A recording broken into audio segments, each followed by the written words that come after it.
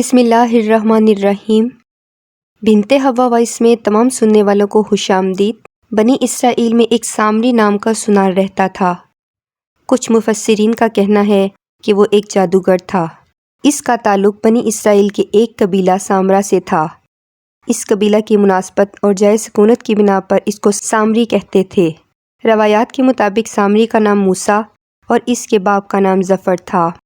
سامری کی پیدائش اس دور میں ہوئی جب فرعون نے بنی اسرائیل میں پیدا ہونے والے ہر لڑکی کو ذبح کرنے کا حکم دے رکھا تھا۔ جب سامری پیدا ہوا تو اس کی ماں نے فرعون کے ڈر سے اسے ایک غار میں چھپا دیا۔ اللہ تعالیٰ نے حضرت جبرائیل کو اس کی حفاظت اور غذا دینے کے لیے منتخب فرمایا۔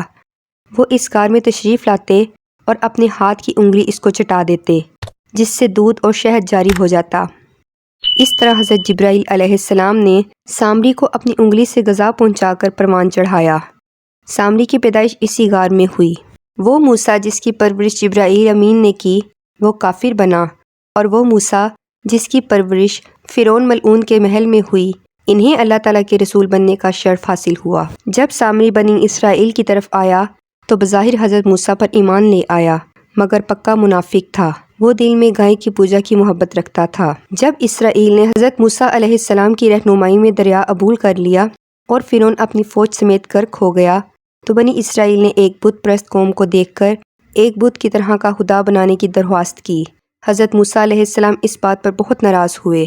تب سے سامری بنی اسرائیل کو بہکانے کے لیے موقع کی تلاش میں رہنے لگا۔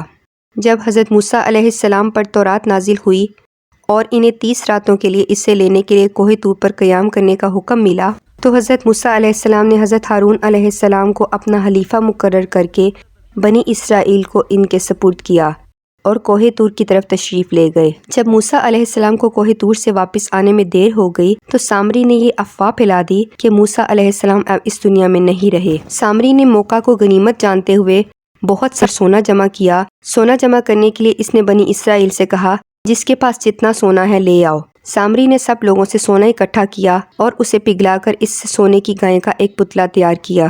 پھر اس نے کچھ مٹی اس پتلے میں بری تو وہ گائے کے بچڑے کی طرح بولنے لگا اور اس میں جان پیدا ہو گئی۔ سامری نے بنی اسرائیل کو اس سونے کے بچڑے کی پوجا پر لگا دیا اور بنی اسرائیل کے لوگوں نے اس بچڑے کی پوجا شروع کر دی۔ جب حضرت موسیٰ علیہ السلام 40 دن کے بعد کوہ طور سے واپس تشریف لائے تو قوم کا یہ حال دیکھ کر بڑے غصے میں آ گئے اور اپنے بھائی ہارون علیہ السلام کو سر سے پکڑ کر اپنی طرف کھینچا۔ حضرت ہارون علیہ السلام نے معافی مانگی اور حضرت موسیٰ علیہ السلام نے اپنے رب سے اپنے بھائی کی بخشش کی دعا فرمائی۔ پھر سامری سے کہا تو نے یہ کیا کیا؟ سامری کہنے لگا جس وقت فرعون اور اس کا لشکر دریا میں غرق ہو رہا تھا تو میں نے دیکھا کہ جبرائیل کے گھوڑے کے قدم جس جگہ پڑتے تھے وہاں سبزہ اگ جاتا تھا۔ میں نے تب گھوڑے کے قدموں کی جگہ سے کچھ مٹی اکٹھی کر لی اور وہ مٹی میں نے اس بچڑے کے منہ میں ڈال دی، یہ اسی وقت زندہ ہو گیا۔ سامری کہنے لگا میں نے جو کچھ کیا ہے اچھا کیا ہے۔ حضرت موسیٰ کہنے لگے دور ہو جا، تجھے دنیا میں ہی تیرے کیے کی سزا مل جائے گی۔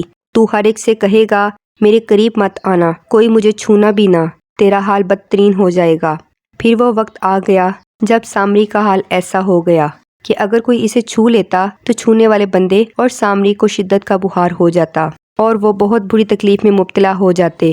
تب سامری لوگوں سے چیخ چیخ کر کہتا میرے ساتھ کوئی نہ لگے۔ لوگ بھی اس کے قریب جانے سے کتراتے کہ کہیں بخار میں مبتلا نہ ہو جائیں۔ اس عذاب میں مبتلا ہو کر سامری تنہا رہ گیا اور جنگل کی طرف بھاگ گیا اور جنگل میں سامری بڑی ذلت کی موت مرا۔